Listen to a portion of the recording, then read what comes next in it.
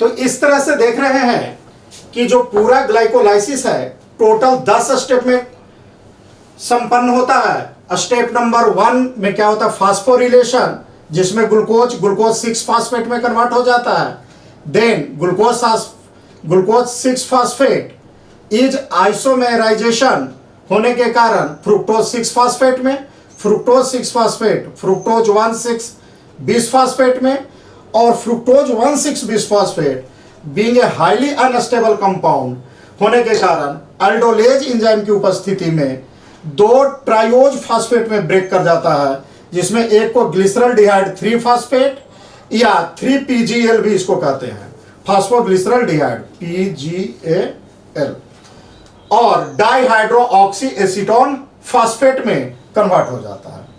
Dihydroxy acetone phosphate further glycolysis में नहीं inter करता है, इसलिए डाइहाइड्रोऑक्सी एसीटोन फास्फेट आइसोमेराइज्ड होकर ग्लिसरॉल्डिहाइड 3 फास्फेट में कन्वर्ट होता है, और इस तरह से ग्लिसरॉल्डिहाइड 3 फास्फेट्स के 2 मॉलिक्यूल प्राप्त हो जाता है। पहला मॉलिक्यूल हमें फ्रुक्टोज 1,6 बिस फास्फेट के क्लीवेज के कारण मिलता है, और दूसरा मॉलिक्यूल डाइहाइड्रोऑक्सी एसीटोन फास्फेट के कन्वर्सन के कारण मिलता है। अब यह ग्लिसरॉल्डिहाइड 3 फास्फेट जो है इसका फास्फोरिलेशन भी होता है और ऑक्सीडेटिव डिहाइड्रोजिनेशन भी होता है, जिसके कारण यह कन्वर्ट हो जाता है 1,3 बिस फास्फोग्लिसरिक एसिड। इंपॉर्टेंट बात यह है कि यहाँ पे जो है फास्फोरिलेशन के लिए फास्फेट ग्रुप एटीपी से न प्राप्त होकर फास्फोरिक एसिड से प्राप्त होता है, जैसे कि पहला में फास्फोरिलेशन हुआ है और थर्ड स्टेप पर फास्फोरिलेशन हो, और ये दोनों ही स्टेप पर फास्फेट हमें एटीपी से मिला। लेकिन 6th स्टेप पर जो फास्फोरिलेशन होता है, यहाँ पर फास्फोरिलेशन के लिए फास्फेट फास्फोरिक एसिड या इनऑर्गेनिक फास्फेट से मिलता है, ना कि एटीपी से। यानी फास्फोग्लिसरॉल्डिहाइड का 2 एक्शन होता है, या फास्फोरिलेट भी होता है और ऑक्सीडेटिव डिहाइड्रोजिनेशन भी होता है, क्योंकि यह हाइड्रोजन आइटम रिमूव करता है, और यही जो हाइड्रोजन आइटम रिमूव करता है उसको NAD एक्सेप्ट करके रिड्यूस्ड हो जाता है। यह बहुत इंपॉर्टेंट पॉइंट है। In this video we will discuss about glycolysis and steps involved in glycolysis and some important points of the steps. तो आइए अब हम लोग देखते हैं ग्लाइकोलाइसिस को समरी के रूप में। तो फर्स्ट स्टेप में क्या होता है ग्लाइकोलाइसिस में, कि जो ग्लूकोज मॉलिक्यूल है, यह ग्लूकोज मॉलिक्यूल ग्लूकोज 6 फास्फेट में बदलता है, ग्लूकोज 6 फास्फेट में चेंज हो जाता है। और इसके लिए एंजाइम आता है हेक्सोकाइनेज एंजाइम, और एक मॉलिक्यूल एटीपी कंज्यूम होता है और एक मॉलिक्यूल एडीपी बाहर आ जाता है, और इस रिएक्शंस के लिए मैग्नीशियम डाइवैलेंट आयन की भी आवश्यकता होती है। अब आइए हम कुछ इस फर्स्ट स्टेप जो है इसका कुछ इंपॉर्टेंट पॉइंट्स डिस्कस करते हैं। तो इस फर्स्ट पॉइंट जो है यह रिएक्शन यानी conversion of glucose into glucose 6 phosphate, इस रिएक्शन को फास्फोरिलेशन कहते हैं। क्या कहते हैं? फास्फोरिलेशन। और यह ग्लाइकोलाइसिस का फर्स्ट स्टेप है या फर्स्ट रिएक्शन सर। तो आइए कुछ इंपॉर्टेंट पॉइंट्स देखते हैं। नंबर 1, हम अभी ग्लूकोज के बारे में कुछ पॉइंट्स देख लेते हैं। तो जैसा जानते हैं कि ग्लूकोज क्या है, एक हेक्सोज शुगर है। ग्लूकोज क्या है? यह एक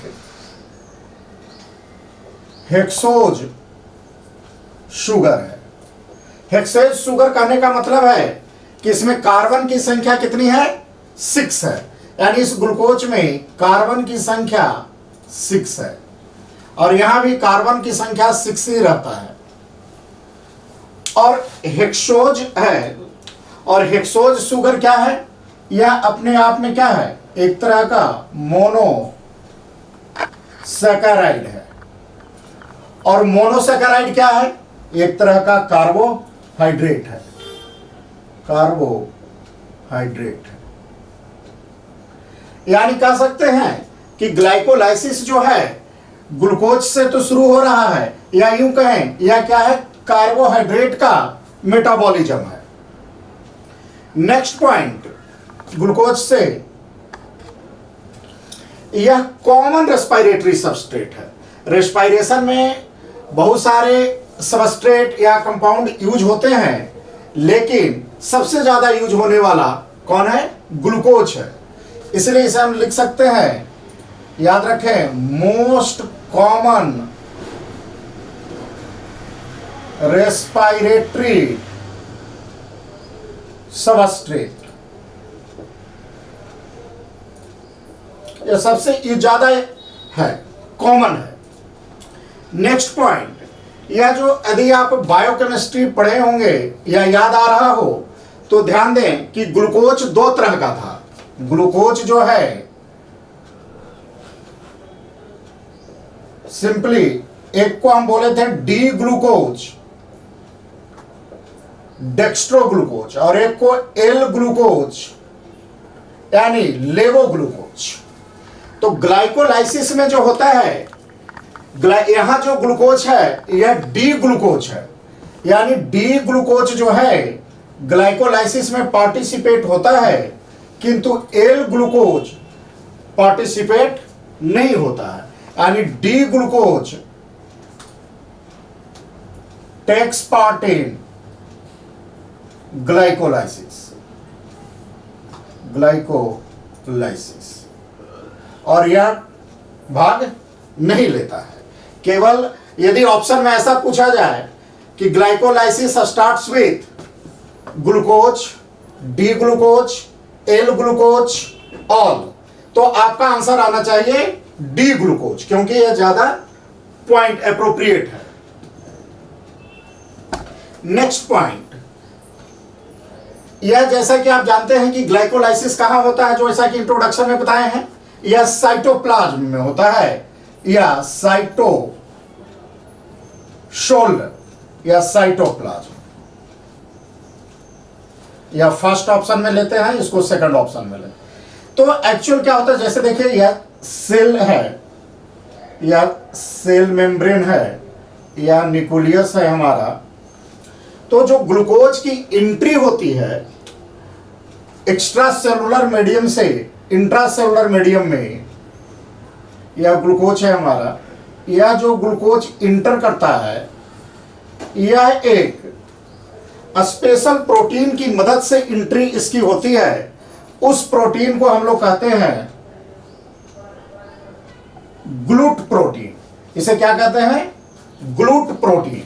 इसी ग्लूट प्रोटीन के मदद से ग्लूकोज की entry extra cellular medium to intracellular medium होता है, और इस तरह के मीडियम को हम एंट्री को या क्रॉसिंग को क्या कहते हैं? Facilitated diffusion. यह एक तरह का क्या होता है? फैसिलिटेटेड डिफ्यूजन होता है, क्योंकि इसका जो होता है movement along the concentration gradient, यानी higher concentration to lower concentration, that is diffusion, but with the help of some other molecule, so this is facilitated diffusion।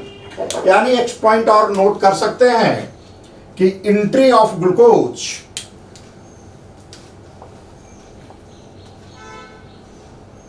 Into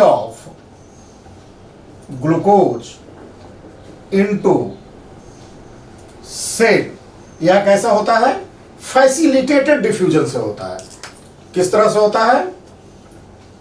facilitated diffusion. और इसके लिए जो मदद करता है वह कौन करता है?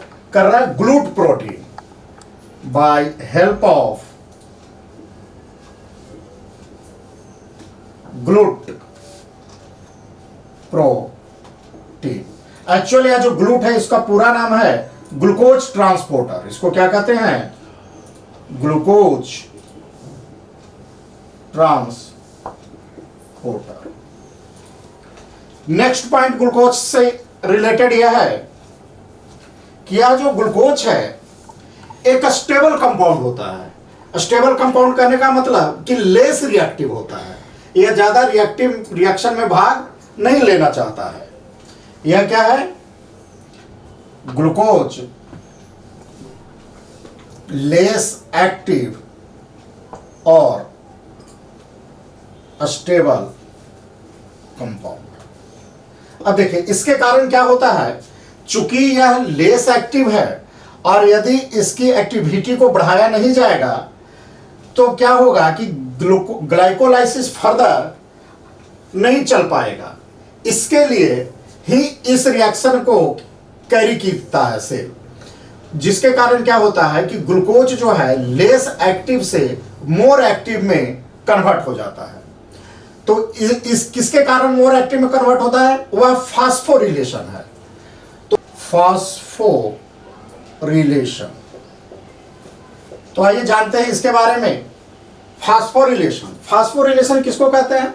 Attachment of phosphate, attachment of phosphate या addition of phosphate group is called phosphorylation. तो इस रिएक्शन स्टेप को फास्फोरिलेशन क्यों कहें? इसलिए कहा गया क्योंकि देखिए अभी क्या है, ग्लूकोज है और ग्लूकोज अब क्या बन गया? Glucose 6 phosphate.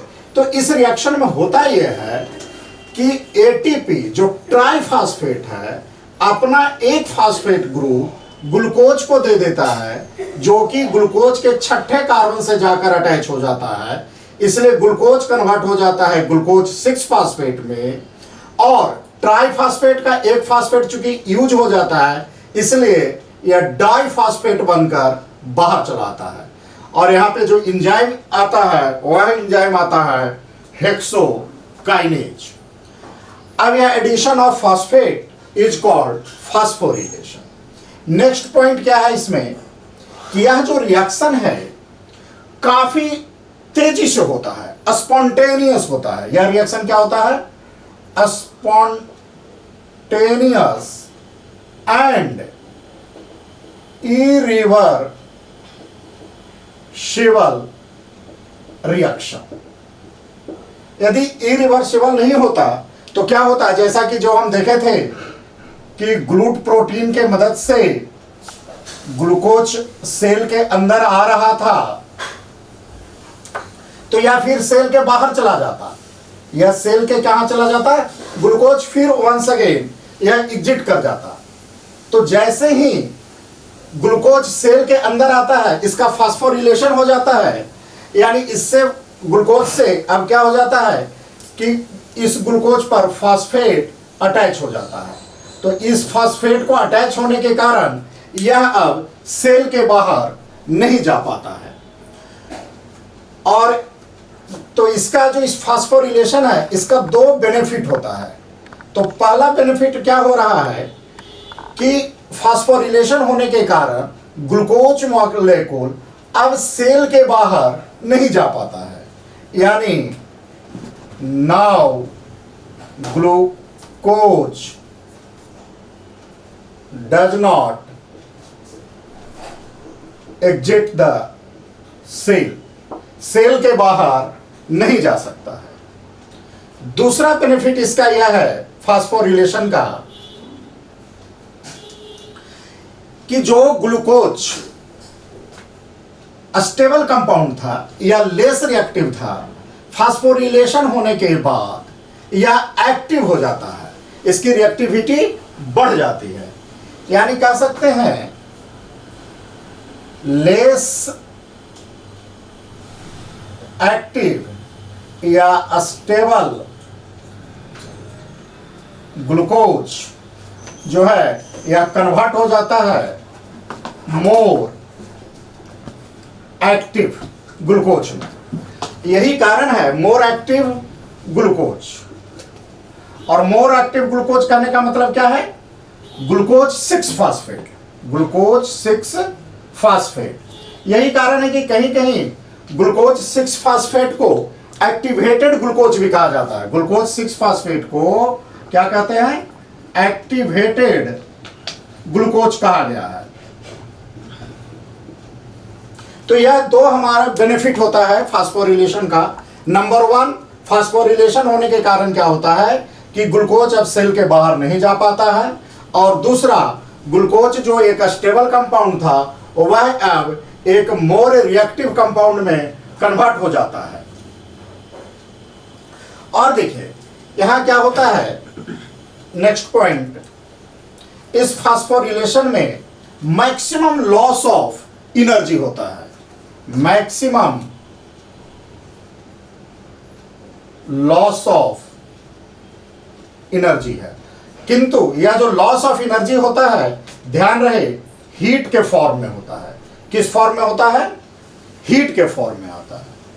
एक और इंपॉर्टेंट पॉइंट है कि ग्लाइकोलाइसिस में टोटल 4 फास्फोरिलेशन होता है। तो यह हमारा पहला फास्फोरिलेशन है, यानी this is first phosphorylation out of 4। यानी ग्लूकोज के एक मॉलिक्यूल का यदि कंप्लीट ग्लाइकोलाइसिस होगा तो 4 फास्फोरिलेशन होता है, 4 जगह फास्फोरिलेशन होगा, जिसमें से पहला फास्फोरिलेशन हमारे को कहां हो रहा है? फर्स्ट स्टेप पर हो रहा है। और ध्यान रहे कि देख रहे हैं आप, रिएक्शन को देखिए एक बार, कि यहां पे जो फास्फेट अटैच होने के कारण फास्फोरिलेशन हुआ, और यह फास्फेट ग्रुप कहां से आ रहा है? यानी ग्लूकोज को जो फास्फेट मिला है किसने दिया है? तो यह एटीपी दे रहा है। यानी इसे भी आप याद रखें, phosphate group is provided by ATP. अब ऐसा क्यों कह रहे हैं? ऐसा इसलिए कह रहे हैं क्योंकि ग्लाइकोलाइसिस में टोटल 4 फास्फोरिलेशन होगा, जैसा कि हमने बताया, और 4 फास्फोरिलेशन में से 2 फास्फोरिलेशन के लिए फास्फेट जो आएगा वह एटीपी से आएगा, और 2 बार फास्फेट ग्रुप जो आएगा वह फास्फोरिक एसिड या इनऑर्गेनिक फास्फेट से आएगा। तो यहां पर जो फास्फेट ग्रुप मिल रहा है हमें किससे मिल रहा है? एटीपी से मिल रहा है, ना कि फास्फोरिक एसिड से मिल रहा है। नेक्स्ट पॉइंट देख रहे हैं कि मैग्नीशियम डाइवैलेंट आयन की भी रिक्वायरमेंट है, यानी magnesium divalent ion is also required for this step. अब देखिए, इस फास्फोरिलेशन करने के लिए हमें एंजाइम की आवश्यकता पड़ रही है। किसकी आवश्यकता पड़ रही है? एंजाइम की। वह एंजाइम क्या है हमारा? देखिए ध्यान दीजिए, एंजाइम जो है हमारा, एंजाइम है हेक्सोकाइनेज। कौन सा एंजाइम आ रहा है? हेक्सोकाइनेज एंजाइम आता है। ध्यान दीजिए, यदि आप कभी कभी जूलॉजी के बुक्स में ग्लाइकोलाइसिस पढ़ेंगे तो हेक्सोकाइनेज के साथ साथ या इसके जगह पर आपको एक दूसरा एंजाइम ग्लूकोकाइनेज मिल सकता है लिखा हुआ, ग्लूकोकाइनेज। तो ऐसा नहीं, आपको कंफ्यूज नहीं होना है। ग्लूकोकाइनेज एंजाइम भी इसी रिएक्शन को कैटालाइज करता है, कंट्रोल करता है। तो यह जो ग्लूकोकाइनेज एंजाइम क्या है इसके बारे में थोड़ा जान ले। जब यह ग्लाइकोलाइसिस लीवर सेल में हो रहा हो, कहां हो रहा होगा? लीवर में हो रहा हो, या पैंक्रियाटिक सेल में हो रहा हो, या सर्टेन माइक्रोब्स हैं वहां हो रहा हो, या सर्टेन प्लांट सेल्स हैं उसमें हो रहा हो, तो वहां पे हेक्सोकाइनेज एंजाइम के साथ साथ ग्लूकोकाइनेज एंजाइम की भी आवश्यकता पड़ती है। इसलिए हेक्सोकाइनेज भी हो सकता है या ग्लूकोकाइनेज एंजाइम भी आपको यहां लिखा हुआ मिल सकता है।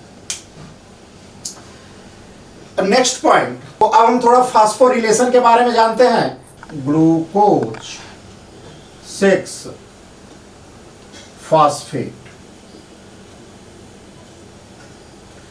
इसे ही हम रॉबिन्सन ईस्टर कहते हैं, ऑल्सो नोन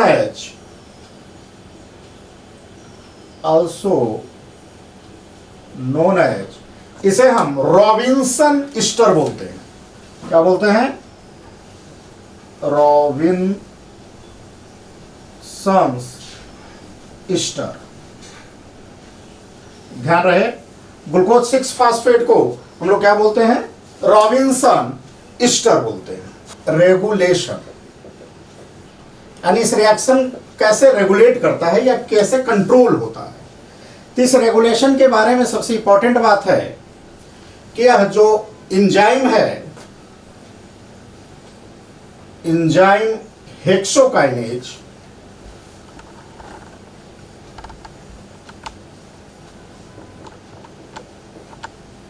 हेक्सोकाइनेज जो है प्रोडक्ट इनहिबिशन एंजाइम है। कैसा है? प्रोडक्ट इनहिबिशन रिएक्शन या एंजाइम। प्रोडक्ट इनहिबिशन कहने का क्या तात्पर्य है, आइए इसे हम ब्रीफ में समझने की कोशिश करते हैं। इसका डिटेल आपको एक्सप्लेनेशन मिलेगा एंजाइम टॉपिक्स में। देखिए यहां क्या हो रहा है कि ग्लूकोज मॉलिक्यूल्स जो है हेक्सोकाइनेज एंजाइम की उपस्थिति में, हेक्सोकाइनेज एंजाइम की उपस्थिति में ग्लूकोज 6 फास्फेट बना रहा है। क्या बना रहा है? ग्लूकोज 6 फास्फेट बना रहा है। होता क्या है कि यदि ग्लूकोज 6 फास्फेट का कंसंट्रेशन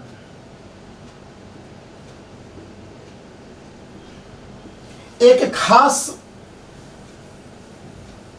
लिमिट से ज्यादा हो जाता है, तब यानी इसकी कंसंट्रेशन अधिक हो जाती है, तो यह ग्लूकोज 6 फास्फेट क्या करता है?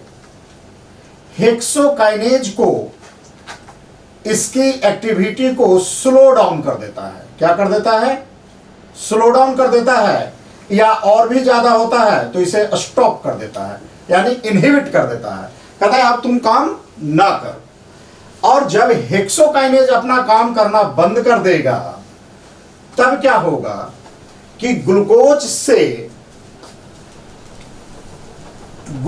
6 फास्फेट बनने की प्रक्रिया भी क्या होगी? या तो स्लो हो जाएगी या स्टॉप हो जाएगी। तो इस तरह से देख रहे हैं कि यह एक ऐसा रिएक्शन है जिस रिएक्शन में जो प्रोडक्ट बन रहा है वही प्रोडक्ट ही अपने रिएक्शन को कंट्रोल कर रहा है। तो ऐसे कंट्रोलिंग मैकेनिज्म को या ऐसे एंजाइम जो अपने प्रोडक्ट से ही कंट्रोल हो जाए, उसे ही हम प्रोडक्ट इनहिबिशन रिएक्शन, यदि रिएक्शन है तो रिएक्शन, और यदि वो एंजाइम पर एक्शन हो रहा है तो प्रोडक्ट इनहिबिशन एंजाइम कहते हैं। और इसका बेस्ट एग्जांपल यह रिएक्शन है, प्रोडक्ट इनहिबिशन। तो यह समझ गए कि इसका जो रेगुलेशन है प्रोडक्ट इनहिबिशन है, फर्स्ट पॉइंट। सेकंड पॉइंट और देखें, इंसुलिन, जैसा कि डायबिटीज में दिया जाता है इंसुलिन, और एक और है एस्ट्रोजेन। यह दोनों जो है यदि सेल में उपलब्ध रहेगा तो ग्लाइकोल, यानी यह reaction conversion of glucose into glucose 6 phosphate क्या होगा? स्पीड अप होता है। यानी इन दोनों का जो एक्शन है पॉजिटिव एक्शन है। कैसा है? पॉजिटिव एक्शन है। यानी इफ इंसुलिन और oestrogen is present in the cell, the conversion of glucose into glucose 6 phosphate is a speed up. Just opposite, यदि एड्रेनालिन है, एड्रेनालिन यहाँ पे है, तब क्या होगा? इसका निगेटिव एक्शन होता है। यानी एड्रेनालिन क्या करेगा? इस रिएक्शन को स्लो डाउन करेगा। जबकि इंसुलिन और एस्ट्रोजन इसको क्या करेगा, स्पीड अप करेगा। Next point, next important point जो इस स्टेप के लिए है, galactose can enter glycolysis here. यदि सेल में ग्लैक्टोज है प्रेजेंट और उस ग्लैक्टोज का यदि ग्लाइकोलाइसिस होना है तो इसी स्टेप में उसकी एंट्री होती है। और वह कैसे एंट्री होती है, वाया ग्लैक्टोज 1 फास्फेट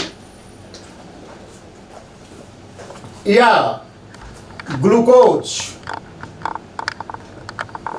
1 फास्फेट के रूप में एंट्री हो जाता है। इसे आप ना भी याद रखें, लेकिन इतना जरूर याद रखें कि यदि ग्लैक्टोज ग्लाइकोलाइसिस में इंटर करता है तो किस स्टेप पर करेगा, तो that is at the step number first. Next important point, in plant,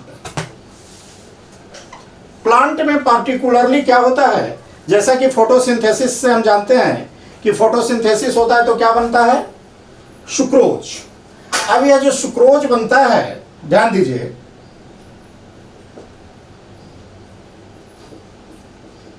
और इसे यदि ग्लाइकोलाइसिस में जाना हो तो कैसे जाता है, सुक्रोज पर एक एंजाइम है इन्वर्टेज। सुक्रोज पर यदि एंजाइम इन्वर्टेज एंजाइम एक्शन करता है तो यह सुक्रोज जो है ग्लूकोज और फ्रुक्टोज में कन्वर्ट हो जाता है। और जब यह ग्लूकोज में कन्वर्ट हो जाएगा तो इसी स्टेप से इंटर कर जाएगा। और फ्रुक्टोज है, फिर ये हेक्सोकाइनेज के मदद से फास्फोरिलेशन होगा तो फ्रुक्टोज 6 फास्फेट बनकर आगे चला जाएगा 1 फास्फेट 6 फास्फेट, तो इसकी एंट्री हो जाएगी। और यह एनसीईआरटी बुक में खास करके लिखा हुआ है, इसलिए इसे आप जरूर याद रखें कि by the action of invertase sucrose is converted into glucose and fructose. दूसरा कंडीशन, प्लांट में क्या हो सकता है, यदि सुक्रोज जैसे बना इसका यूज उसी समय नहीं हो पाया तो हम जानते हैं कि जब उसका यूज नहीं होगा तो वह स्टोर कर लिया जाता है। और प्लांट में जो स्टोरेज ऑफ फूड होता है in the form of starch, किस रूप में होगा, स्टार्च के रूप में होगा। तो यदि स्टार्च हो चुका है यानी इसमें नहीं हो पाया या ज्यादा बन गया रिक्वायरमेंट से, तो वह क्या चीज में कन्वर्ट कर जाएगा, स्टार्च में, या इसे हम कह सकते हैं स्टोरेज कार्बोहाइड्रेट। अब इस स्टोरेज कार्बोहाइड्रेट पर यदि ध्यान दिया जाए, यदि इस पर एंजाइम एमाइलेज एक्ट करता है तब यह कन्वर्ट होगा ग्लूकोज में, तब यह क्या में कन्वर्ट हो जाएगा, ग्लूकोज में। और यदि इस पर स्टार्च फास्फोरिलेज, यह डिपेंड करेगा on the action of enzyme, कौन सा एंजाइम इस पर एक्ट कर रहा है। यदि इस पर एंजाइम एक्ट कर रहा है स्टार्च फास्फोरिलेज, कौन सा एंजाइम एक्ट कर रहा है, स्टार्च फास्फोरिलेज। यदि इस पर एंजाइम स्टार्च फास्फोरिलेज एक्ट करेगा तो यह स्टार्च जो है ग्लूकोज 1 फास्फेट में कन्वर्ट कर जाएगा। किस चीज में कन्वर्ट कर जाएगा, ग्लूकोज 1 फास्फेट में कन्वर्ट करेगा और इसके बाद यह ग्लाइकोलाइसिस में इंटर करेगा। तो these are the some important points related to first step of glycolysis, that is phosphorylation, and now we continue to the second step of the glycolysis, that is nothing but isomerization. During second reactions or step क्या होता है, glucose 6 phosphate इसका isomerisation हो जाता है। क्या होता है, आइसोमेराइजेशन हो जाता है। जिसके कारण glucose 6 phosphate is converted into fructose 6 phosphate. यह हमारा सेकंड स्टेप है और यहां क्या हो रहा है, आइसोमेराइजेशन हो रहा है, आइसोमेराइजेशन हो रहा है। और यह हमारा ग्लाइकोलाइसिस का क्या है, सेकंड स्टेप है। और इस आइसोमेराइजेशन के लिए हमें जो एंजाइम चाहिए वह कौन सा एंजाइम चाहिए, फास्फोहेक्सो आइसोमरेज, फास्फोहेक्सो आइसोमरेज, या आप कह सकते हैं कहीं कहीं इसे फास्फोग्लूको आइसोमरेज भी कह सकते हैं, फास्फोग्लूको आइसोमरेज। आइसोमरेज इसलिए क्योंकि आइसोमेराइजेशन करना है, और ग्लूको क्यों, क्योंकि ग्लूकोज का आइसोमेराइजेशन करना है और फास्फेट वाले ग्लूकोज के, इसीलिए इस एंजाइम का नाम है फास्फोग्लूको आइसोमरेज। और चूंकि ग्लूकोज क्या है, हेक्सोज है, इसीलिए इसे फास्फोहेक्सो आइसोमरेज भी कहा गया है। तो आइए इससे रिलेटेड कुछ इंपॉर्टेंट पॉइंट्स देखते हैं स्टेप नंबर 2 से। तो इसमें पहला पॉइंट क्या है, आइसोमेराइजेशन हो रहा है। इस आइसोमेराइजेशन के अंतर्गत क्या हो रहा है, ग्लूकोज 6 फास्फेट जो है यह कन्वर्ट कर रहा है फ्रुक्टोज 6 फास्फेट में। और दूसरा इंपॉर्टेंट पॉइंट कि इसके लिए जो एंजाइम आ रहा है वह एंजाइम कौन सा एंजाइम है, फास्फोग्लूको आइसोमरेज, या कहें फास्फोहेक्सो आइसोमरेज। नेक्स्ट पॉइंट क्या है, ध्यान दीजिए कि इस आइसोमेराइजेशन में क्या होता है कि मुख्य रूप से कार्बन और ऑक्सीजन बॉन्ड का रीअरेंजमेंट होता है। इस आइसोमेराइजेशन में मुख्य रूप से क्या होता है, कार्बन और ऑक्सीजन बॉन्ड जो है उसका रीअरेंजमेंट होता है, यानी rearrangement of carbon oxygen bond. यह खास बात है जिसके कारण इसका आइसोमेराइजेशन होता है। दूसरी इंपॉर्टेंट चीज है इस आइसोमेराइजेशन में क्या होता है कि ध्यान दीजिएगा, यदि आप बायोकेमिस्ट्री याद होगा या ग्लाइकोलाइसिस का जो हमारा डिटेल क्लास है, तो ग्लूकोज क्या था, 6 रिंग स्ट्रक्चर था, और फ्रुक्टोज क्या होता है, 5 रिंग स्ट्रक्चर होता है। यानी यहां पर क्या हो रहा है, 6 मेंबर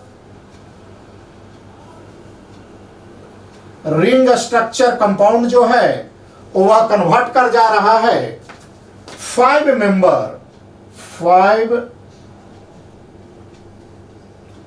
मेंबर रिंग स्ट्रक्चर में।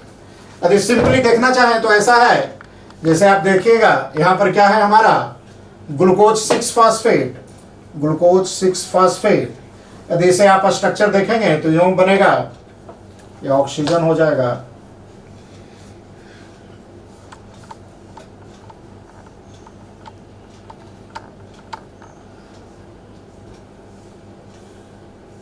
यह हमारा ग्लूकोज 6 फास्फेट है, और इधर देखें फ्रुक्टोज 6 फास्फेट, यह क्या होगा,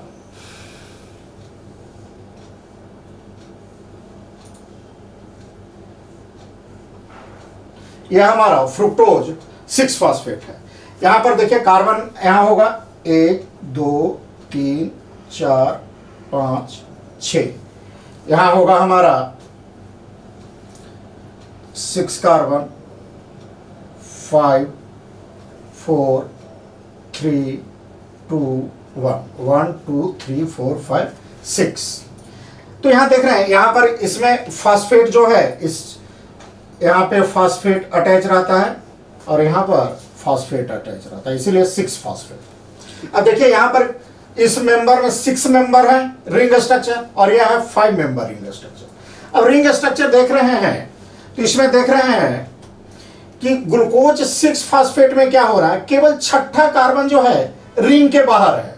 ध्यान दीजिए यहां पर केवल 6 कार्बन जो है रिंग के बाहर है, लेकिन जब फ्रुक्टोज 6 फॉस्फेट बना है तो देखिए फर्स्ट कार्बन भी रिंग के बाहर चला गया है और 6 तो पहले से ही था बाहर, यानी यहां पर दोनों कार्बन रिंग के बाहर हो जाता है। तो ये आप चाहें तो एक पॉइंट और लिख सकते हैं, यहां पे ऊपर लिखते हैं इसको,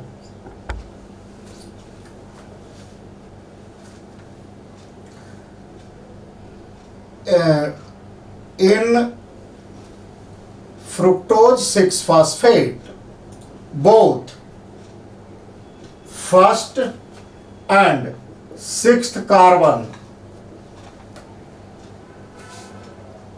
remains out of ring। क्या होता है, रिंग के बाहर होता है। whereas जबकि whereas in glucose 6 phosphate only 6th carbon is out of ring। Next point क्या है कि यह जो है ग्लूकोज 6 फॉस्फेट यह एक तरह का अल्डोज है, यानी कह सकते हैं जो अल्डोज है इसका कन्वर्सन किस में हो जाता है, कीटोज में हो जाता है। अल्डोज का कन्वर्सन किस में हो जाता है, कीटोज में हो जाता है। और मोस्ट इंपॉर्टेंट पॉइंट यहां ये लिख लेते हैं कि entry point for fructose, this is the entry point for fructose. या फ्रुक्टोज यहां इंटर करता है। जैसे कि फर्स्ट स्टेप में क्या बताए थे कि जो सुक्रोज है इन्वर्टेज एंजाइम के मदद से ग्लूकोज और फ्रुक्टोज में टूट रहा था, तो ग्लूकोज फर्स्ट स्टेप में चला जा रहा था और फ्रुक्टोज जो है वाया फ्रुक्टोज 6 फॉस्फेट यहां इंटर कर जाएगा। इंटर यानी entry point of fructose via fructose 6 phosphate. तो आप देख रहे हैं कि यहां तक आते आते सुक्रोज का दोनों पार्ट का ग्लाइकोलाइसिस में एंट्री हो चुका है। देखिए नहीं याद आ रहा है तो एक बार फिर से आप रिकॉल करें। यहां पर सुक्रोज था और सुक्रोज पर एंजाइम एक्ट किया था इन्वर्टेज, और यह इन्वर्टेज एंजाइम एक्ट करने के कारण दो भाग में टूटा था, ग्लूकोज और फ्रुक्टोज। यह ग्लूकोज तो फर्स्ट स्टेप में ही ग्लाइकोलाइसिस में चला गया और यह फ्रुक्टोज 6 फॉस्फेट के बनते हुए यह सेकंड स्टेप में ग्लाइकोलाइसिस में इंटर हो जाएगा। अब चलते हैं हम थर्ड स्टेप के बारे में, फ्रुक्टोज 6 फॉस्फेट का आगे कन्वर्जन। और यह भी देख रहे हैं चूंकि यहां पर सिंबल हमने इस तरह का दिया है, यानी यह कह सकते हैं कि यह रिवर्सिबल रिएक्शन है, तो इसे लिखने की जरूरत नहीं है चूंकि यह सिंबल से ही पता है। या लिखना चाहते हैं तो लिख लीजिए, this is reversible reaction. Glycolysis में टोटल 10 रिएक्शंस होते हैं, जिसमें से 4 रिएक्शन ही केवल ऐसे हैं जो इरिवर्सिबल हैं, बाकी के 6 रिएक्शंस में सभी का सभी रिवर्सिबल रिएक्शंस हैं। तो हम लास्ट में जब समाप्त करेंगे तो उसे भी बता देंगे। अब इसे नोट किया जाए, फिर हम चलते हैं थर्ड स्टेप पर। Last one is the other important point for reaction number 2, that fructose 6 phosphate is also known as Newberg sister. इसे हम क्या कहते हैं, न्यूबर्ग ईस्टर कहा जाता है। जैसे कि ग्लूकोज 6 फॉस्फेट को रॉबिन्सन ईस्टर कहे थे, उसी तरह से फ्रुक्टोज 6 फॉस्फेट को न्यूबर्ग ईस्टर भी कहा जाता है। नेक्स्ट थर्ड स्टेप में क्या होता है, यह फ्रुक्टोज 6 फॉस्फेट वंस अगेन यहाँ पे फास्फोरिलेशन होता है, यानी फास्फोरिलेशन होगा तो क्या होगा कि 1 मॉलिक्यूल एटीपी इंटर करेगा और 1 मॉलिक्यूल एडीपी बाहर जाएगा। मैग्नीशियम डाइवैलेंट की आवश्यकता होगी, और चूंकि एक फास्फेट और आता है वह जो फर्स्ट कार्बन पर आकर अटैच होता है, तो फ्रुक्टोज 6 फास्फेट है। अब यह बन जाता है फ्रुक्टोज 1,6 बिस फास्फेट। अब यह क्या बन जाता है? फ्रुक्टोज 1,6 बिस फास्फेट बन जाता है।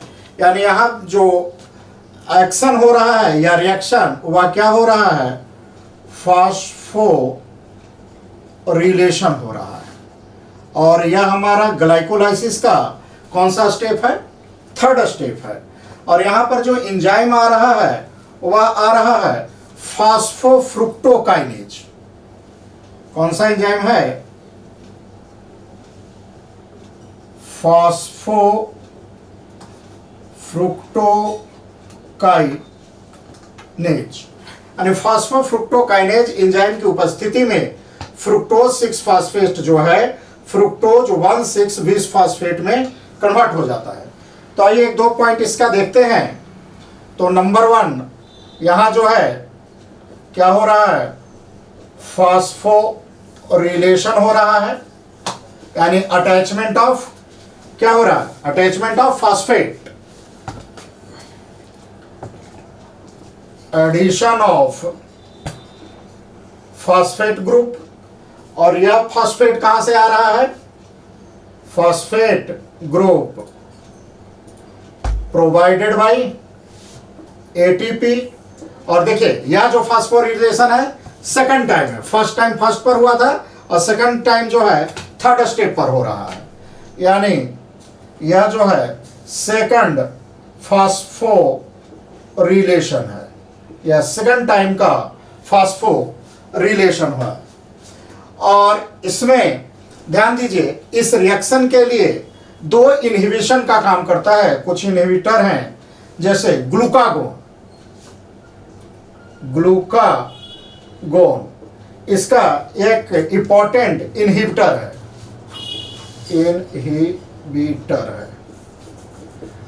और क्या है? एक एटीपी, यह भी जो है से एक इनहिबिटर है, एटीपी। और एक्टिवेटेड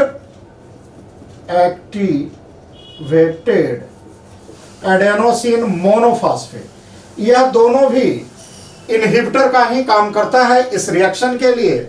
लेकिन इसका जो इनहिबिशन का एक्शन है वह एलोस्ट्रिकली इनहिबिटर है, एलोस्ट्रिकली इनहिबिटर कहने का मतलब है कि यह देखिए कोई एंजाइम्स जो होता है, सपोज ध्यान दीजिए,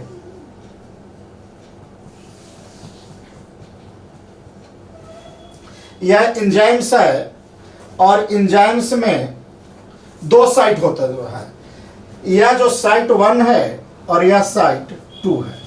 यह साइट 1 है, मान लीजिए यह सबस्ट्रेट के लिए है। किसके लिए है? सबस्ट्रेट के लिए है।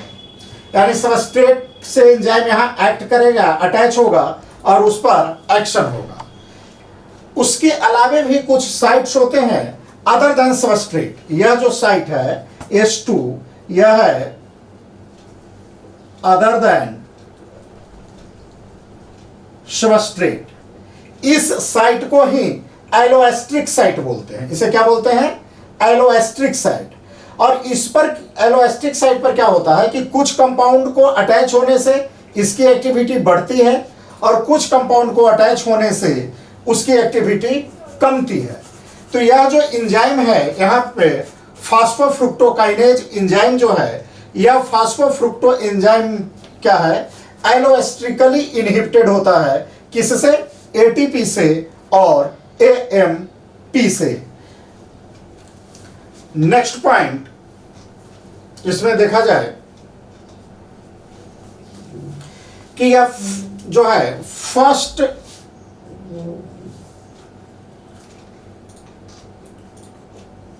स्टेप ऑफ कमिटमेंट, या फर्स्ट स्टेप ऑफ कमिटमेंट है। फर्स्ट स्टेप ऑफ कमिटमेंट करने का मतलब यह first step of regulatory step. ऐसा इसलिए कह रहे हैं क्योंकि यदि एक बार फ्रुक्टोज 1,6-बिसफॉस्फेट बन जाता है तो यह निश्चित हो जाता है कि ग्लाइकोलाइसिस होगा ही होगा, क्योंकि फ्रुक्टोज 1,6-बिसफॉस्फेट का फिर यूज किसी दूसरे मेटाबॉलिक पाथवे में नहीं होता है। इसलिए इसे हम कहते हैं फर्स्ट स्टेप ऑफ कमिटमेंट या रेगुलेटरी स्टेप। क्यों कहते हैं? Because once fructose 1,6-bisphosphate is formed, glycolysis has to occur as fructose 1,6-bisphosphate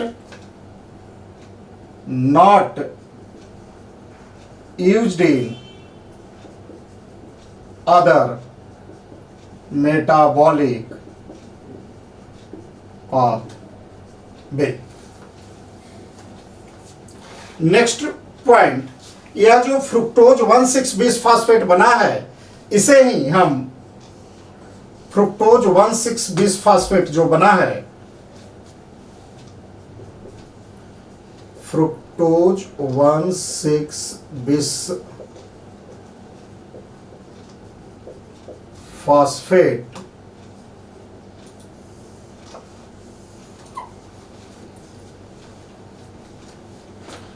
is also known as Harden and young sister।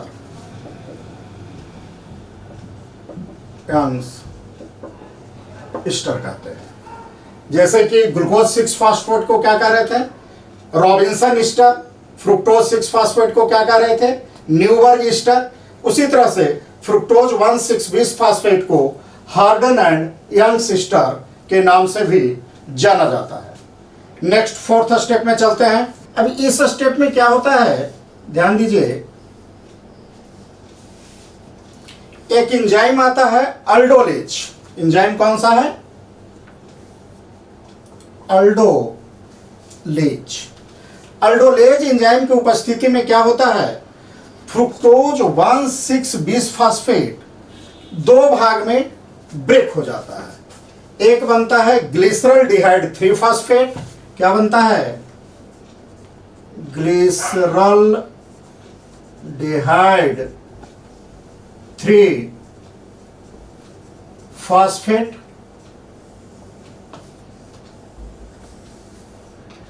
और एक कंपाउंड और बनता है डाइहाइड्रोऑक्सी एसीटोन फास्फेट। क्या बनता है? Dihydroxy acetone phosphate.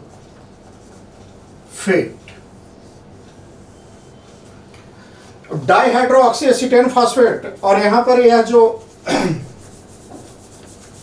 ब्रेकेज हो रहा है, इसीलिए इस स्टेप को क्लीवेज कहते हैं। क्या कहते हैं? क्लीवेज या स्प्लिटिंग। क्लीवेज या स्प्लिटिंग यह हमारा फोर्थ स्टेप है। तो देख रहे हैं फोर्थ स्टेप में क्या हो रहा है? फ्रुक्टोज 1,6-बिसफॉस्फेट जो है अल्डोलेज एंजाइम की उपस्थिति में glyceraldehyde 3-फास्फेट and dihydroxy acetone phosphate में ब्रेक हो रहा है। तो इसके बारे में कुछ इंपॉर्टेंट पॉइंट्स देखते हैं। क्या होता है, ध्यान दीजिए, एक बार ऊपर से देखते हैं। ग्लूकोज भी हमारा 6 कार्बन कंपाउंड है। ग्लूकोज 6-फास्फेट भी 6 कार्बन कंपाउंड है। फ्रुक्टोज 6-फास्फेट भी 6 कार्बन कंपाउंड होता है। फ्रुक्टोज 1,6-बिसफॉस्फेट भी 6 कार्बन कंपाउंड है। और यहां पर चूंकि ब्रेकेज हो रहा है और यह ब्रेकेज इक्वल भाग में होता है, तो यह दोनों जो होता है 3 कार्बन कंपाउंड में कन्वर्ट हो जाता है। यानी पहली बार देख रहे हैं कि 6 कार्बन कंपाउंड से 3 कार्बन कंपाउंड में कन्वर्शन हो चुका है। दूसरी स्थिति, यहां पे ग्लूकोज का 1 मॉलिक्यूल होता है, यहां भी 1 मॉलिक्यूल रहता है, वहां भी 1 है, यहां भी है, और यहां जो बनता है इसका भी 1 मॉलिक्यूल बनता है और इसका भी 1 मॉलिक्यूल निर्माण होता है। तो अब देखते हैं, इसीलिए इसे हम कहीं कहीं ट्रायोज फास्फेट भी कहते हैं। इसे क्या कहते हैं? Triose phosphate. चूंकि अब 3 कार्बन है इसलिए ट्रायोज फास्फेट। यानी कह सकते हैं कि फ्रुक्टोज 1,6 फास्फेट जो होता है, फ्रुक्टोज 1,6 फास्फेट जो है, highly unstable, is highly unstable. Unstable रहने के कारण क्या होता है? Breaks into 2 triose phosphate, 2 triose phosphate में ब्रेक कर जाता है। ग्लिसरॉल्डिहाइड 3 फास्फेट और डाइहाइड्रोऑक्सी एसीटोन फास्फेट, इसे 3 फास्फोग्लिसरॉल्डिहाइड भी कहते हैं। और तो ब्रेक हो रहा है किसमें?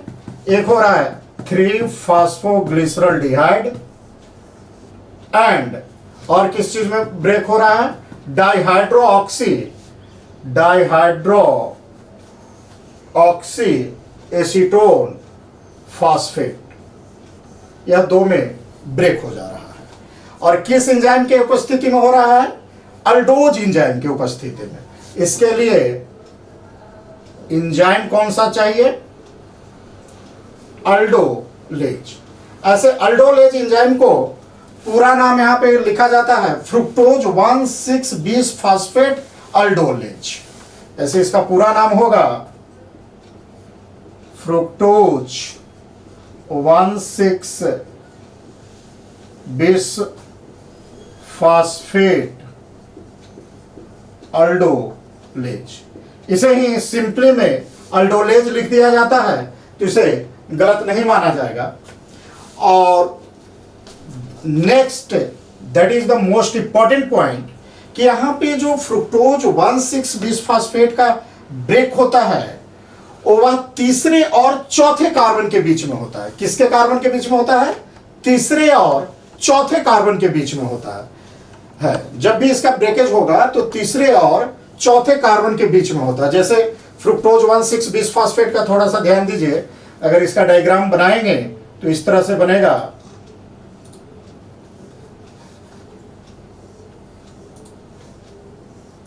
यह देखिए फ्रुक्टोज 1,6 फास्फेट है, यहां पर एक फास्फेट ग्रुप होता है और यहां पर एक फास्फेट ग्रुप होता है।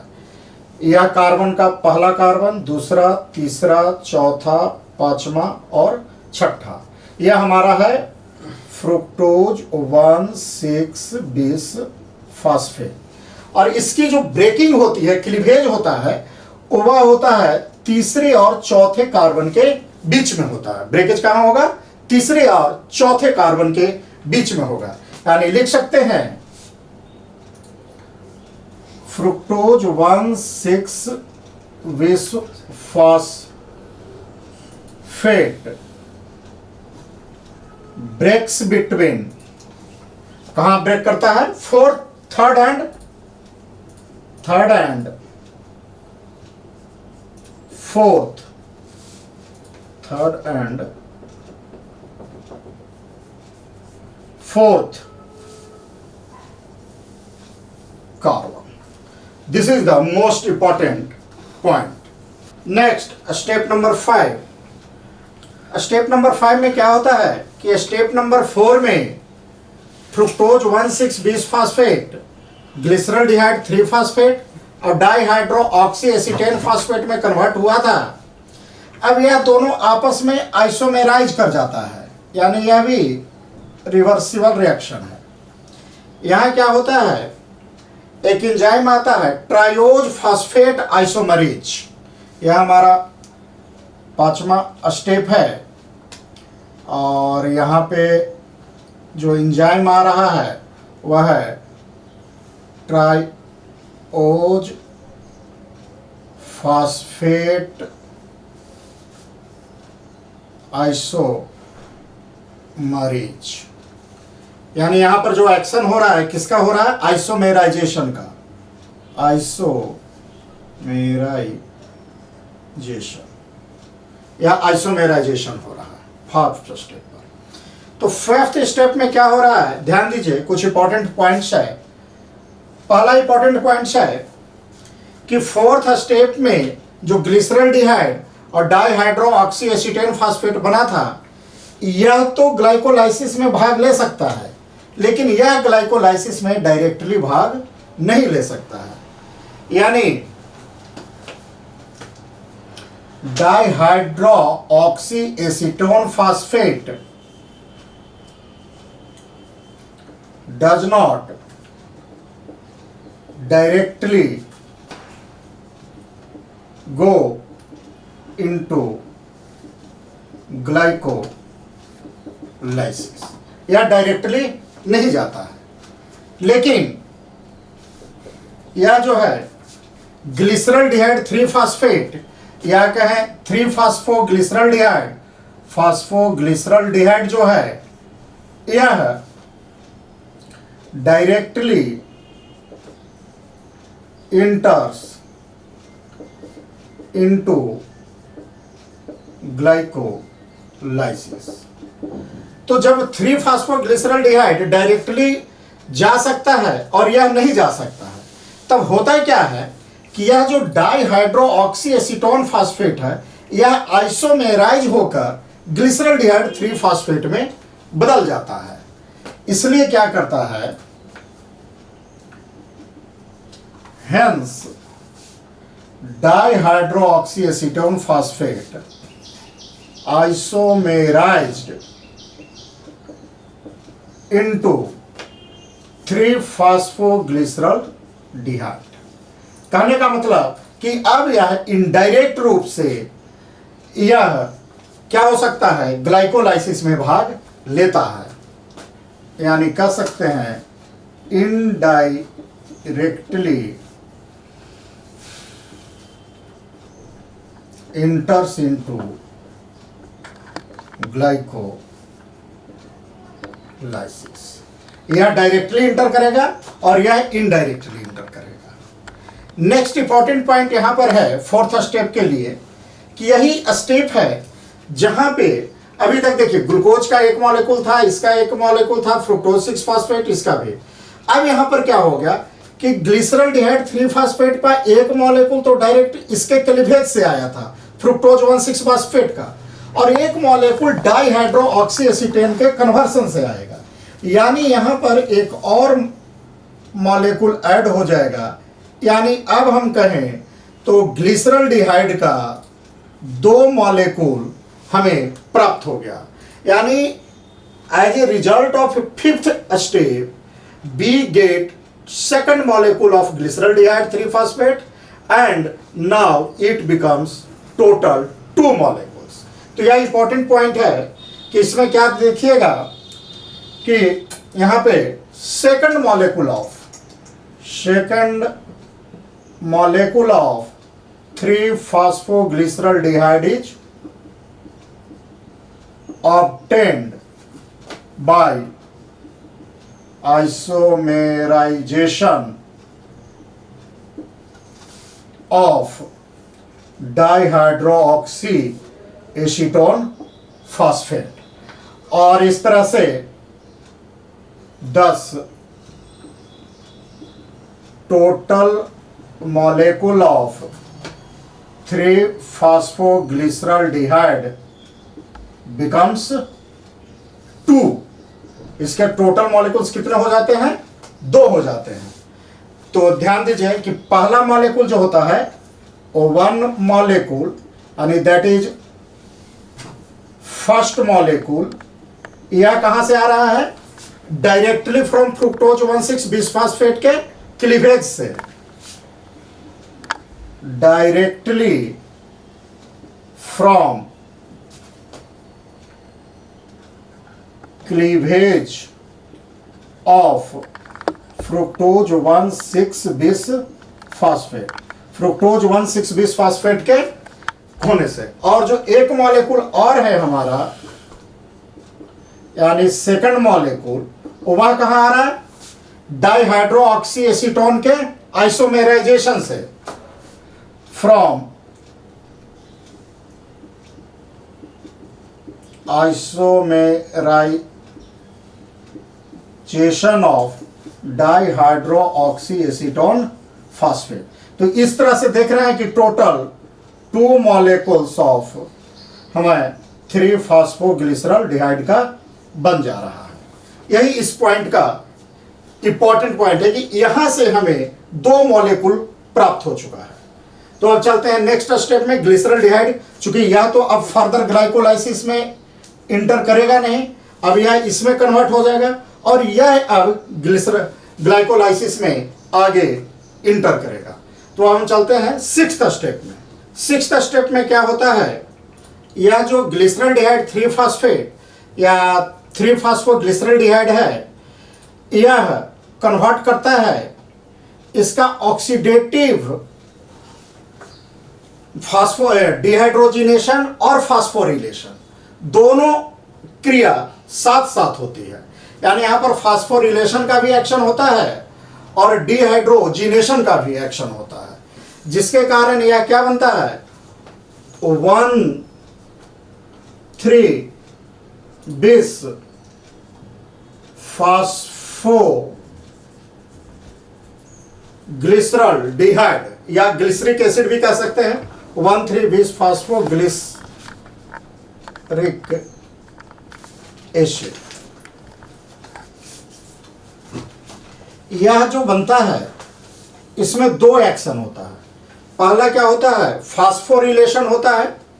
पहला क्या होता है? फास्फोरिलेशन और ऑक्सीडेटिव डिहाइड्रोजिनेशन। और इसके साथ कौन सा एक्शन होता है यहां पर? Oxidative dehydrogenation. ऑक्सीडेटिव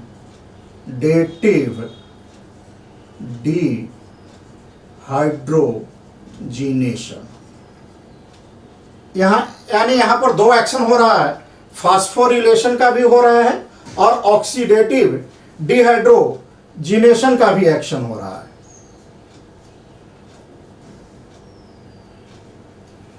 यह हमारा स्टेप नंबर 6 है।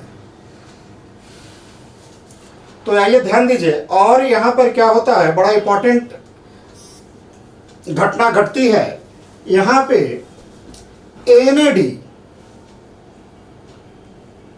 अब देखिए चूंकि इसके 2 मॉलिक्यूल हो गए हैं, इसलिए 2 मॉलिक्यूल NAD इंटर करता है और इससे 2 molecule NADH plus hydrogen atom का 2 मॉलिक्यूल्स निकलता है। और चूंकि अभी देखिए यहां पर ग्लिसरॉल्डिहाइड 3 फॉस्फेट, केवल एक फॉस्फेट है वो 3rd कार्बन पर, और यहां पर 20 फॉस्फेट यानी एक और फॉस्फेट आ गया, यानी यहां पर फास्फोरिलेशन हुआ है, इसलिए अभी फॉस्फेट आएगा। तो फॉस्फेट जो यहां प्रोवाइड किया जाता है, ध्यान देने वाली बात यह है कि यहां पे जो फॉस्फेट प्रोवाइड किया जाता है वह हमें H3PO4 यानी फॉस्फेरिक एसिड या इनऑर्गेनिक फॉस्फेट के मदद से किया जाता है।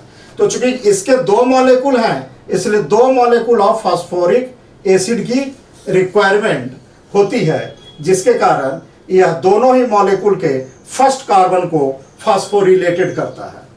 और यहां पर जो एंजाइम आता है ग्लिसरॉल्डिहाइड 3 फॉस्फेट डिहाइड्रोजिनेज, इसको कह सकते हैं ग्लिसरॉल्डिहाइड 3 फॉस्फेट डिहाइड्रोजिनेज एंजाइम की उपस्थिति में यह घटना घटती है। आइए तो इस स्टेप के बारे में कुछ इंपॉर्टेंट पॉइंट्स जानते हैं। तो नंबर 1 कि 3 फॉस्फोग्लिसरॉल्डिहाइड है, 3 फॉस्फोग्लिसरॉल्डिहाइड है, यह जो है इसका क्या होता है, ऑक्सीडेटिव डिहाइड्रोजिनेशन होता है, और क्या होता है, फास्फोरिलेशन होता है, दोनों क्रिया होता है। यानी undergoes both phosphorylation, undergoes both, एक तो इसका फास्फोरिलेशन होगा, फास्फोरिलेशन भी इसका होगा, एंड और क्या होगा, ऑक्सीडेटिव डिहाइड्रोजिनेशन भी होगा, ऑक्सीडेटिव डिहाइड्रोजिनेशन भी होगा, दोनों ही काम होगा। अब जब इसका फास्फोरिलेशन होता है, इंपॉर्टेंट पॉइंट कि यहां पे अभी देख रहे थे कि यहां जो फास्फोरिलेशन हो रहा था, फर्स्ट स्टेप पर फास्फेट हमको एटीपी से मिल रहा था, थर्ड स्टेप पर फास्फोरिलेशन हो रहा है, वहां भी फास्फेट हमें एटीपी से मिल रहा है, और किंतु सिक्स्थ स्टेप पर जो फास्फोरिलेशन होगा, यहां पर फास्फेट हमें एटीपी से ना मिलकर फास्फोरिक एसिड से मिलता है। यानी यहां पे इंपॉर्टेंट पॉइंट यह है कि phosphate is provided by phosphoric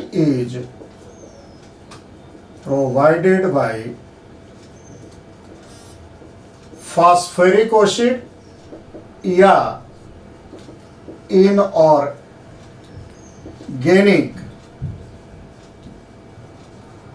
phosphate, not by ATP, ATP के द्वारा नहीं मिलता है। दूसरी बात, इसका जो ऑक्सीडेटिव डिहाइड्रोजिनेशन होता है वह क्या होता है, by removal of hydrogen atom. Oxidative dehydrogenation जो होता है, next oxidative dehydrogenation of 3-phosphoglyceraldehyde by removing hydrogen atom, hydrogen atom के रिमूवल से होता है। और यही जो हाइड्रोजन एटम रिमूव करता है उसको NADH एक्सेप्ट करके रिड्यूस्ड होकर NADH बनाता है। तो यह भी काफी इंपॉर्टेंट पॉइंट है।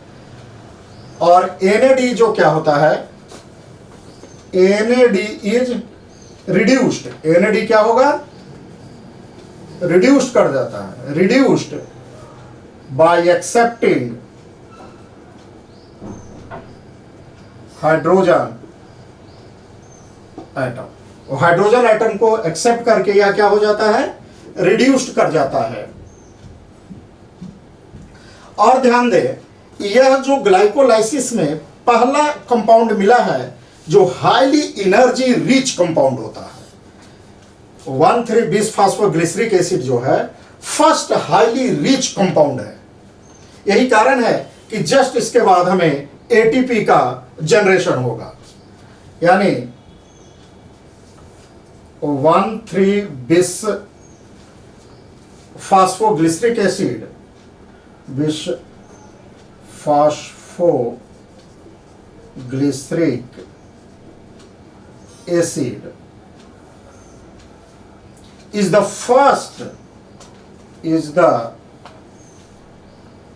first highly energy rich compound। और ध्यान दीजिए, इसमें जो फास्फेट दो है, एक फर्स्ट कार्बन पर है और एक थर्ड कार्बन पर है।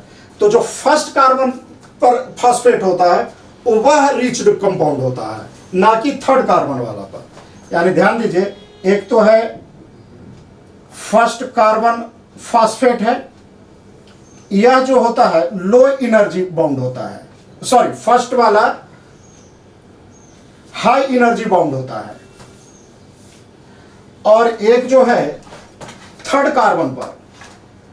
कार्बन पर जो फास्फेट है यह हमारा लो एनर्जी फास्फेट बाउंड है, यह एक्चुअल में हाई एनर्जी फॉस्फेट बॉन्ड है। और एक पॉइंट और याद रखें, इसके लिए आयोडोएसीटेट एक कंपाउंड है जो पॉइजन का काम करता है। आयोडोएसीटेट ध्यान रखें,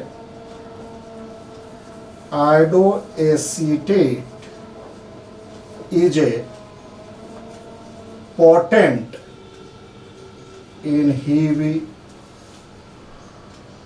inhibitor for this reaction. Iodoacetate की उपस्थिति के कारण यह रिएक्शन क्या होता है, स्टॉप कर जाता है। This is the some important points regarding reaction number 6 and the most important 3PgL का फास्फोरिलेशन भी होगा और ऑक्सीडेटिव डिहाइड्रोजिनेशन। फास्फोरिलेशन होगा अटैचमेंट ऑफ फास्फेट, और वह फास्फेट ग्रुप कहां से मिलेगा, फास्फोरिक एसिड से मिलेगा। दिस इज द H3PO4, यह हमारा फास्फोरिक एसिड है, इसे ही फास्फोरिक एसिड कहा जाता है। फास्फोरिक एसिड से मिलेगा, ना कि ATP से मिलेगा। ऑक्सीडेटिव डिहाइड्रोजिनेशन कैसे होगा, तो by removing of hydrogen atom होगा, और जो हाइड्रोजन एटम रिमूव होगा उसको NAD एक्सेप्ट करेगा, और NAD हाइड्रोजन एक्सेप्ट करके क्या कर हो जाएगा, रिड्यूस्ड हो जाएगा। यह बहुत बार पूछा गया है कि NADH रिड्यूस होता है, FADH रिड्यूस होगा, या PGL रिड्यूस होता है। तो कौन रिड्यूस हो रहा है, NAD रिड्यूस हो रहा है, और रिड्यूस्ड होकर क्या बनाता है, इज रिड्यूस्ड बाई एक्स, ऐसे कर ले, is reduced to NADH plus H, इसमें रिड्यूस्ड होता है। और वह कैसे रिड्यूस्ड होता है, by accepting the hydrogen atom, hydrogen. और पहला कंपाउंड जो हमें मिला है हाईली रिच कंपाउंड, वह है 1,3-bis-फास्फोग्लिसरिक एसिड। इसे 1,3-bis-फास्फोग्लिसरॉल्डिहाइड भी कहते हैं कहेंगे। तो इसे यह हमारा जो है पहला हाईली रिच कंपाउंड है, इसीलिए इसके बाद तुरंत ATP का जनरेशन होगा। तो चलते हैं next step 7। Important stage, important इसलिए है कि इस स्टेप में पहली बार हमें ATP जनरेशन देखने को मिलता है। इसमें क्या होगा कि 2 मॉलिक्यूल ADP इंटर करेगा और 2 मॉलिक्यूल ATP का बनकर निकलेगा। यानी यहां पर क्या होगा कि फास्फेट, एक फास्फेट यहां से रिमूव हो जाएगा, और वह किस कार्बन वाला रिमूव होगा, फर्स्ट कार्बन वाला। क्यों फर्स्ट कार्बन वाला रिमूव होगा, क्योंकि फर्स्ट कार्बन पर जो फास्फेट था वह highly riched, energy riched bond था, और थर्ड वाला हाईली एनर्जी रिच बॉन्ड नहीं था, इसलिए फर्स्ट कार्बन वाला फास्फेट रिमूव हो जाएगा। और जब फर्स्ट कार्बन वाला फास्फेट रिमूव हो जाएगा तब हमारे पास क्या बच जाएगा, अभी क्या था 1,3-bis-फास्फोग्लिसरिक एसिड, और फर्स्ट वाला रिमूव हो गया, तब क्या बच जाएगा 3, और चूंकि 2 नहीं रहेगा इसलिए 3-फास्फोग्लिसरिक एसिड। तो हमारे पास क्या बच गया, 3-फास्फोग्लिसरिक एसिड।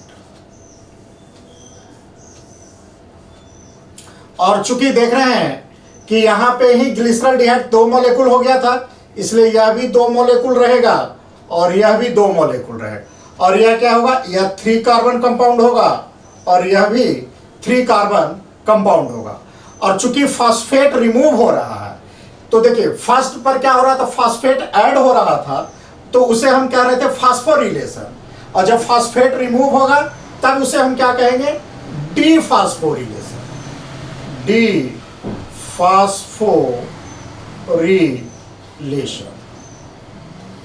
और एक चूंकि इंपॉर्टेंट घटना घट रही है, वह क्या है, ATP जनरेट हो रहा है, इसीलिए इसे हम ATP जेनरेशन भी कहते हैं। और इस तरह से यह जो हमारा स्टेप नंबर 7 है, इसे स्टार मार्क कर देते हैं, और देख रहे हैं कि पहली बार हमें ATP जनरेट हो रहा है, इसलिए यह काफी इंपॉर्टेंट है। अभी तक हमारा ATP कंज्यूम हुआ था, जनरेट कहीं नहीं हुआ था। यह 7th स्टेप पहला स्टेप है जहां पे हमें एटीपी जनरेट हो रहा है। और इसके लिए जो यहाँ एंजाइम काम करेगा वह करेगा फास्फोग्लिसरेट काइनेज। एंजाइम एक्ट करेगा फास्फोग्लिसरेट काइनेज। तो आइए इसके बारे में कुछ इंपॉर्टेंट पॉइंट देखते हैं। नंबर 1, यहां क्या हो रहा है? डी फास्फोरिलेशन हो रहा है। क्या हो रहा है? D phosphorylation. डी फास्फोरिलेशन कहने का मतलब removal of phosphate, removal of phosphate. और क्या हो रहा है? जनरेशन ऑफ एटीपी हो रहा है। दूसरी इंपॉर्टेंट घटना घट रही है एटीपी जनरेशन। एटीपी जनरेशन के लिए आपको याद रखना है कि यह जो एटीपी जनरेशन हो रहा है वह सबस्ट्रेट लेवल पर जनरेट हो रहा है। एटीपी सबस्ट्रेट लेवल पर जनरेट हो रहा है। जनरेशन जो एटीपी है at substrate level. Substrate level क्या है?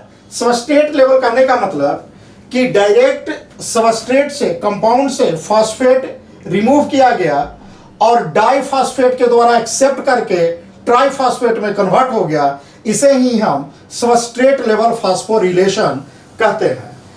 और इसमें क्या होता है? इलेक्ट्रॉन ट्रांसपोर्ट सिस्टम या चेन का कोई इन्वॉल्वमेंट नहीं होता है, यानी without involving ETS, electron transport system, यह एटीपी जनरेट होगा। तो चूंकि 2 मॉलिक्यूल है इसलिए 2 एटीपी जनरेट होगा। और यह रिएक्शन भी क्या होगा? इरिवर्सिबल रिएक्शन होगा। देखिए जहां जहां एटीपी इन्वॉल्व हुआ, या तो कंज्यूम हुआ है या तो जनरेट हुआ है, वह सभी स्टेप हमारा इरिवर्सिबल है। देखिए पहला इरिवर्सिबल, तीसरा इरिवर्सिबल और 7वां इरिवर्सिबल है। यह जो 8th स्टेप है यह भी आइसोमेराइजेशन है। यह स्टेप क्या है? आइसोमेराइजेशन का स्टेप होता है। और इस स्टेप में होता क्या है? 3 फास्फोग्लिसरिक एसिड है या 3 फास्फोग्लिसरेट है, यह 2 फास्फोग्लिसरेट में कन्वर्ट हो जाता है। यह क्या में कन्वर्ट हो जाता है? 2 फास्फोग्लिसरेट में कन्वर्ट हो जाता है।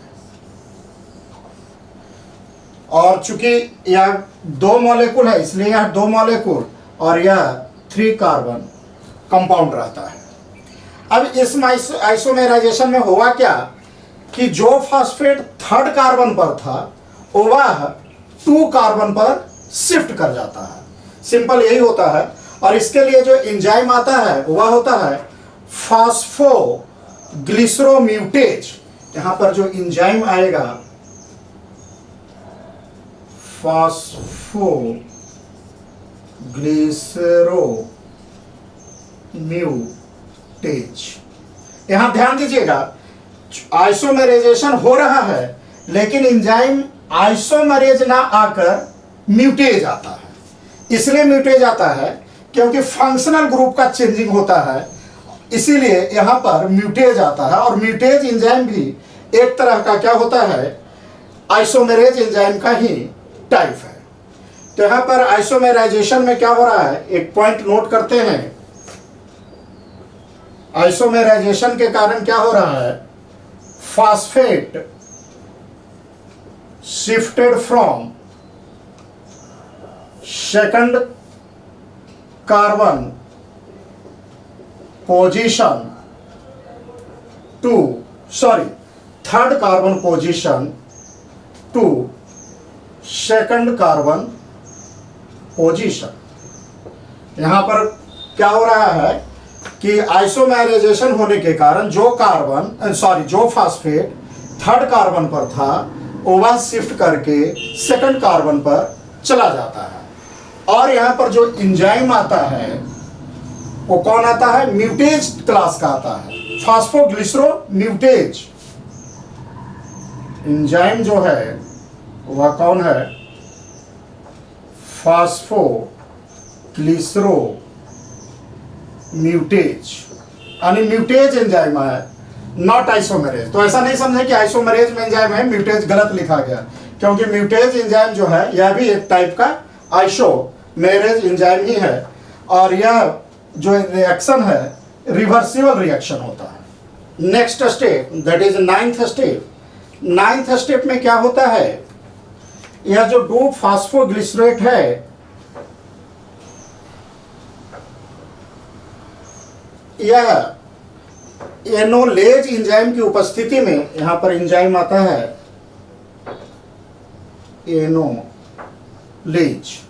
एनोलेज एंजाइम की उपस्थिति में यहां से एक मॉलिक्यूल, चूंकि यहां 2 है तो अब 2 मॉलिक्यूल वाटर रिमूव करेगा। क्या करेगा?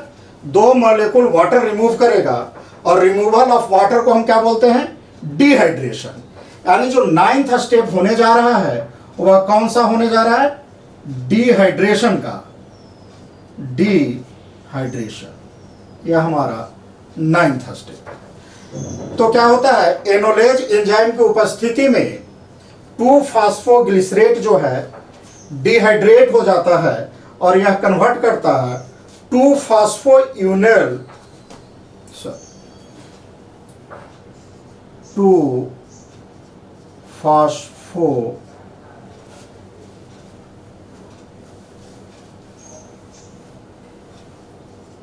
इनोल पायरुवेट, यह क्या में कन्वर्ट कर जाता है? 2 फास्फो इनोल पायरुवेट में। और यह चूंकि 2 मॉलिक्यूल है इसलिए यह भी 2 मॉलिक्यूल रहता है, और यह 3 कार्बन कंपाउंड है इसलिए यह भी 3 कार्बन कंपाउंड है। यहां होता क्या है?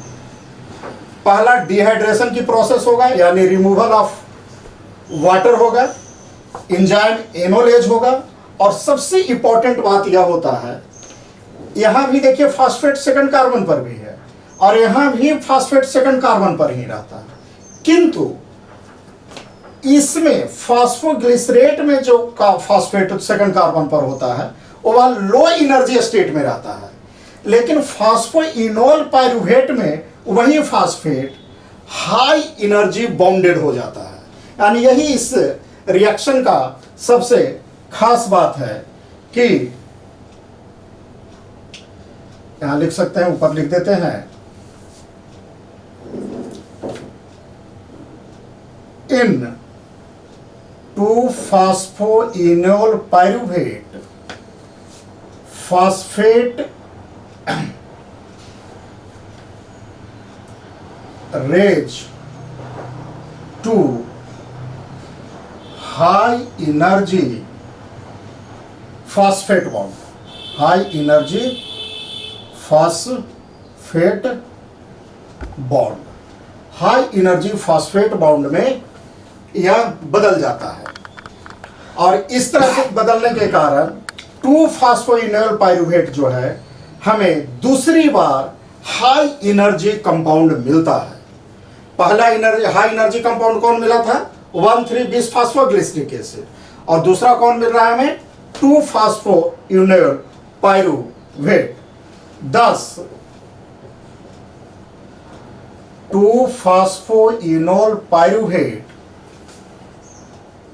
becomes second high energy rich compound, यह second high energy rich compound होता। और फर्स्ट जो आपका कौन मिला था? 1,3-bis phosphoglyceric acid. यही बात याद रखने के। और जब यह हाई रिच कंपाउंड मिला है तो स्पष्ट हो रहा है कि इसके बाद अब एटीपी का जनरेशन होना ही होना है। तो next step that is last one. अब लास्ट स्टेज में क्या होता है? 2 फास्फोइनोल पायरुवेट है, यह इरिवर्सिबल रिएक्शन के मदद से पायरुविक एसिड में कन्वर्ट हो जाता है। और यह पायरुविक एसिड जो बनेगा कितने मॉलिक्यूल्स बनेगा? 2 मॉलिक्यूल्स बनेगा, और यह भी 3 कार्बन कंपाउंड है। और जब यह बनेगा तो इसमें क्या होगा? एडीपी इंटर करेगा 2 मॉलिक्यूल एडीपी इंटर करेगा एडेनोसिन डाइफॉस्फेट, और 2 मॉलिक्यूल एडेनोसिन ट्राइफॉस्फेट का बनकर निकलेगा। और इसके लिए भी यहाँ पर magnesium divalent ion, potassium ion की भी जरूरत पड़ती है। और चूंकि यहाँ भी क्या हो रहा है? फॉस्फेट निकल रहा है, तो यहाँ भी डी फॉस्फोरिलेशन हो रहा है। क्या हो रहा है? डी फॉस्फोरिलेशन हो रहा है। या कह सकते हैं चूंकि एटीपी बन रहा है इसलिए कह सकते हैं एटीपी जनरेशन है। और यह हमारा कौन सा स्टेप है? Last step, that is 10th step है। और इसके लिए हमें जो एंजाइम चाहिए पायरुवेट काइनेज, कौन सा एंजाइम चाहिए?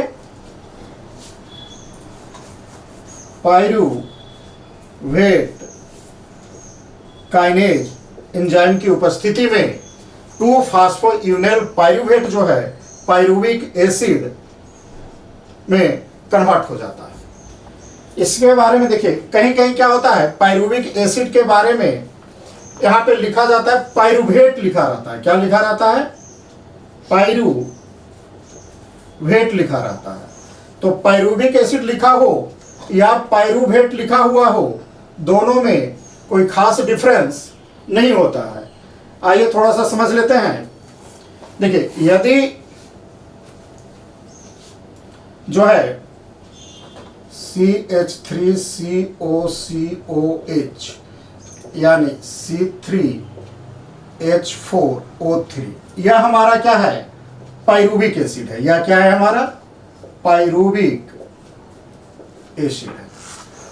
और यही जब आयनिक फॉर्म में होगा, आयनिक फॉर्म करने का मतलब CH3COCOO, यह हाइड्रोजन नहीं रहेगा तो यहां पर माइनस चार्ज डेवलप हो जाएगा। और यदि इसे हम यहां लिखेंगे तो C3H3O3, और इसे हमें माइनस चार्ज डिनोट करना पड़ेगा।